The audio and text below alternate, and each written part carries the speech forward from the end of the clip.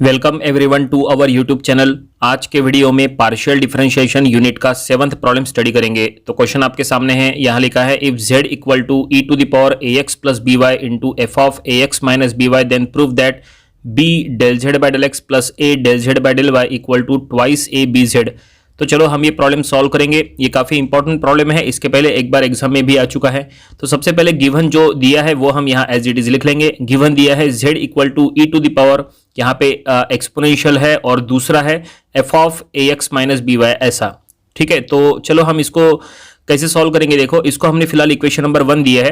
तो अगर आप प्रूफ दैट में पहला टर्म चेक करेंगे तो हमें पता चलता है कि del Z by del x लिखा है। इसका मतलब ये इक्वेशन नंबर 1 को यानी z को x के रिस्पेक्ट में डिफरेंशिएट करना है।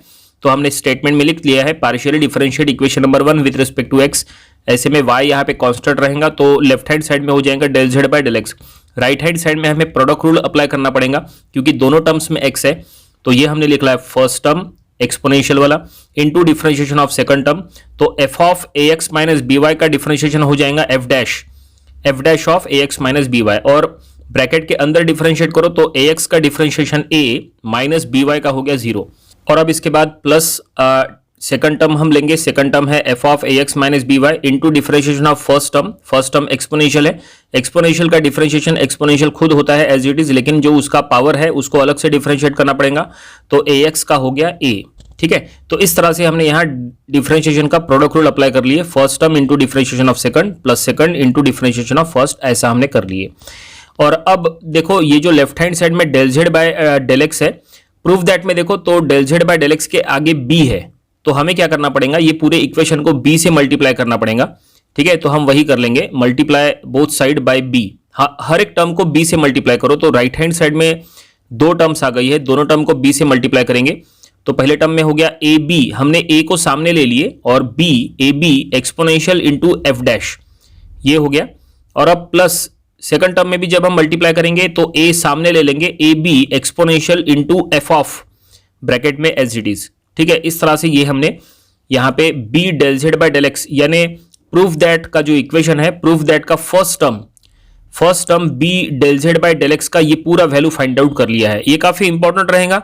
इसको हम फिलहाल इक्वेशन नंबर a कहेंगे।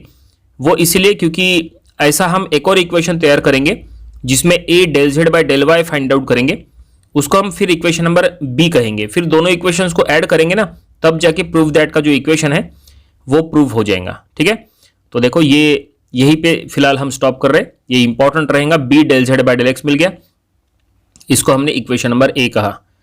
तो अब चलो इक्वेशन नंबर b की तरफ चलते हैं। इक्वेशन नंबर b के लिए हम क्या करेंगे, इक्वेशन नंबर 1 को पार्शियली डिफरेंशिएट कर लेंगे with respect to now y। तो हम स्टेटमेंट में लिख लेंगे partially differentiate equation number 1 again now with respect to y, और ऐसे में x यहाँ पे कांस्टेंट रहेगा। ठीक है, जिस तरह से इक्वेशन नंबर 1 को x के रिस्पेक्ट में डिफरेंशिएट किए थे ना, उसी तरह से इक्वेशन नंबर 1 को y के रिस्पेक्ट में डिफरेंशिएट करेंगे।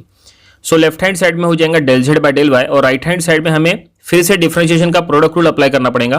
तो first term exponential into differentiation of second term, तो एफ ऑफ ब्रैकेट का डिफरेंशिएशन हो जाएगा एफ डैश ऑफ ब्रैकेट, लेकिन ब्रैकेट के अंदर डिफरेंशिएट करेंगे तो ए एक्स का 0 एंड बी वाई का माइनस बी।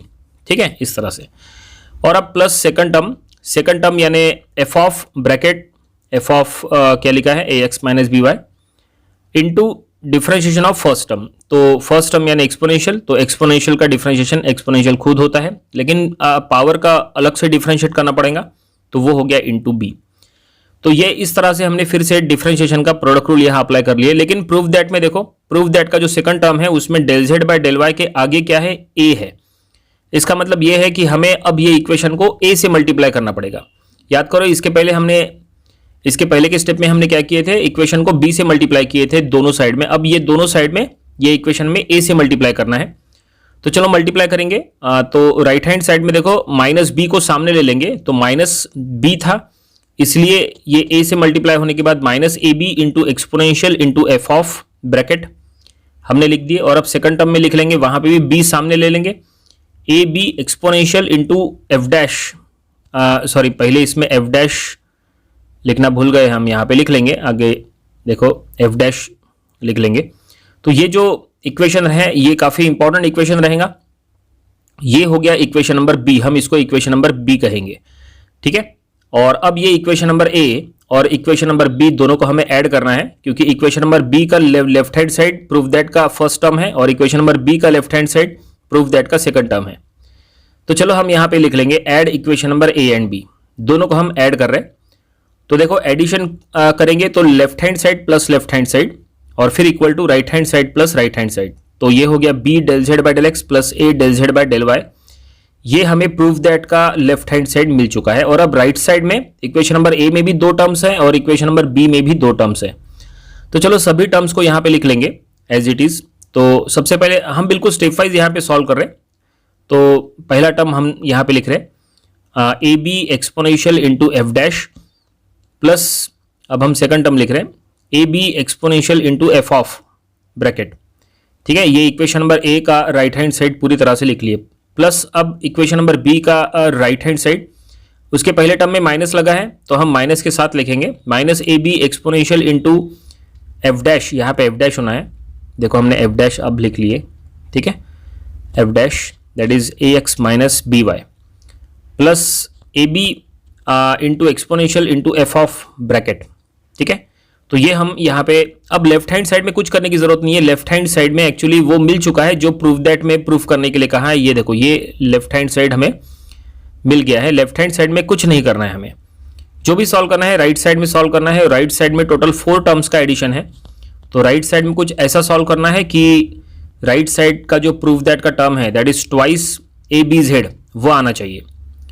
तो चलो वो ला लेंगे। उसके लिए राइट साइड में यहाँ पे किस तरह से सॉल्व करेंगे, तो यहाँ पे देखो ये जो हमने एडिशन किए थे तो ये दोनों टर्म यहाँ पे कैंसिल हो गए, क्योंकि प्लस माइनस 3 इसलिए दोनों टर्म कैंसिल हो गई। बची हुई दो टर्म जो है वो हम यहाँ लिख लेंगे। तो बची हुई दो टर्म्स का हम सीधा सीधा एडिशन कर लेंगे, क्योंकि दोनों टर्म सेम है। A b exponential into f of bracket, ये दोनों टर्म सेम है। तो यहाँ पे हम ट्वाइस ए बी कर लेंगे। देखो ये हमने ट्वाइस ए बी कर लिए। अब इसका क्या फायदा होगा, इसका फायदा ये होगा, अब देखो प्रूफ दैट में राइट हैंड साइड में क्या है, राइट हैंड साइड में है 2ab और ये जो हम सॉल्व कर रहे हैं ना, ये एक्सपोनेंशियल इंटू एफ ऑफ, ये एक्चुअली z है, जो गिवन z है ना वो। इसका मतलब हम ट्वाइस ab ऐसा लिख सकते हैं। ठीक है, फ्रॉम द गिवन इक्वेशन। तो फाइनली यहाँ पे जो प्रूफ करने के लिए कहा था that is b del z by del x plus a del z by del y equals to twice ab, ये हमने प्रूफ कर लिया है। और इस तरह से फाइनली ये देखो ये प्रूव हो चुका है, हेंस प्रूव्ड ऐसा हम लिख लेंगे और फाइनली प्रॉब्लम यहीं पे कंप्लीट हो गया। उम्मीद करते हैं कि ये प्रॉब्लम आपको समझ में आया होगा। सिंपल प्रॉब्लम है, लेकिन नंबर ऑफ स्टूडेंट्स इस टाइप का प्रॉब्लम सॉल्व कर नहीं पाते, क्योंकि उनको एक्सपोनेंशियल दिखता है और एफ ऑफ ब्रैकेट दिखता है, तो उन लोग वहाँ पे कंफ्यूज होते हैं। कंफ्यूज नहीं होना चाहिए, ऐसे प्रॉब्लम्स की भी आपको प्रैक्टिस करना जरूरी है। तो ये था पार्शियल डिफरेंशिएशन यानी ही मल्टीवेरिएबल कैलकुलस, ये टॉपिक का प्रॉब्लम नंबर 7। इसके पहले के 6 प्रॉब्लम्स वो भी आपको स्टडी कर लेना चाहिए, और इसके आने वाले दिनों में हम इसके और भी नंबर ऑफ प्रॉब्लम्स कवर करेंगे ताकि इसकी और अच्छे से प्रैक्टिस हो जाए। तो मिलते हैं नेक्स्ट वीडियो में। Thank you very much.